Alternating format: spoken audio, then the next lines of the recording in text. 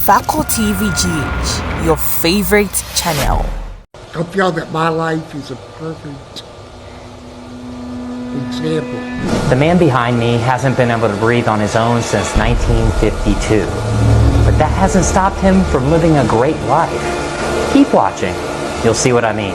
Hello. My name is Paul Alexander, but they call me the man in the iron lung. Paul spends almost every moment of his day in an iron lung, which is the only thing that's keeping him alive. That's because he's paralyzed from the neck down, so without it, he can't breathe. The machine helps him breathe by using negative pressure to take air into his lungs. This is the full story of Paul. It all started when Paul caught the polio virus when he was just 6 years old, during one of the worst polio outbreaks in history. A time which feels all too familiar with today's coronavirus pandemic. People were wearing masks, offices, schools, and most of the world was shut down. What did it feel like when you first got polio?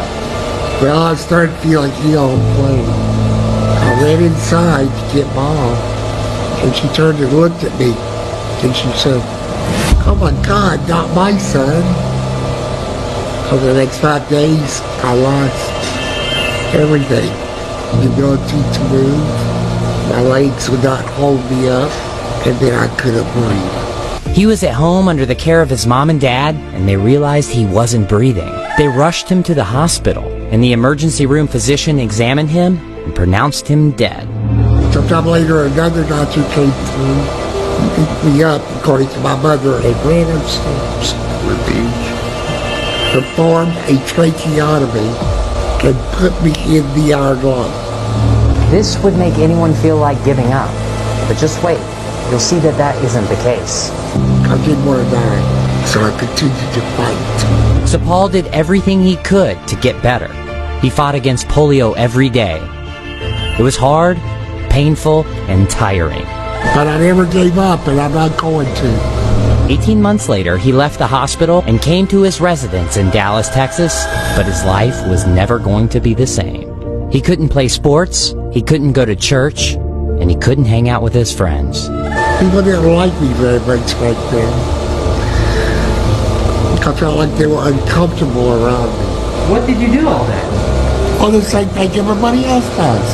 I woke up, brushed my teeth, washed my face, shaved, had some breakfast. Well, I just needed a little bit of help, too. Then what would you do all day? Well, I would read or study something. Paint a picture or do some drawing. I hated just watching TV. Paul worked hard to graduate with honors from high school, but I did not get into college. They said that I was too crippled. They did not have the vaccination. he didn't accept that. 2 years of tormenting them to death. They accepted me on 2 conditions. One, that I take the polio vaccine,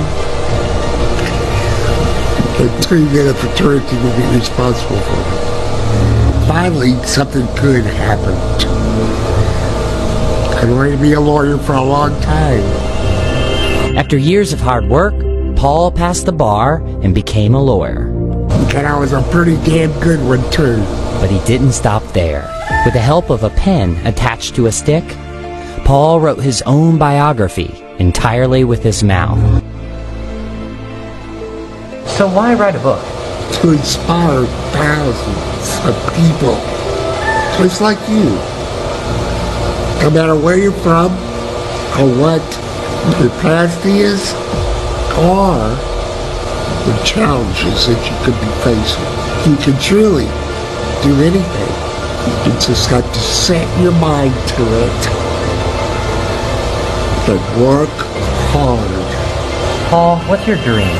Do not let polio defeat me, but to defeat polio. Therefore, I wanted to accomplish the things I was told I couldn't accomplish,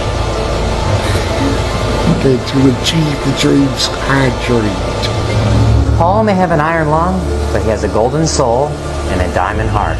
My story is an example of why your past, or even disability, does not have to define your future.